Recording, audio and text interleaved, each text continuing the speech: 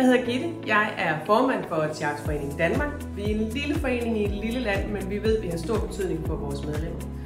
Vi blev etableret i 2019, og vi er omkring 50 medlemmer nu. Vi har en bestyrelse, som består udelukkende af forældre til børn og unge med charts. Og det, som vi gør rigtig meget i vores forening, det er forældresparing, og det er opbakning til hinanden på tværs af aldre og på tværs af landet. Vi mødes til forældrenetværksmøder, vi mødes til familieweekender, vi mødes til sommerarrangementer, og det er noget, som vi sætter rigtig stor pris på. Vi er lige på nippet til at kunne få offentlige midler, det vil sige, at vores bestyrelse og vores forening står over for en helt ny tid og nogle helt andre muligheder, som vi glæder os rigtig meget til at kunne få bygget op her inden for de næste års tid.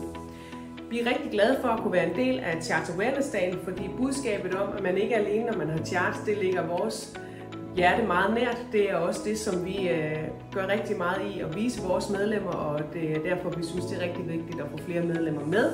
Fordi at det kan være en lidt ensom rejse i livet med charts, men vi vil gerne vise vores medlemmer rundt omkring, at når man har charts, så er man ikke alene. Vi er her, og vi forstår, og vi er med. Og det glæder vi os rigtig meget til at kunne sprede endnu mere opmærksomhed omkring den 8. august.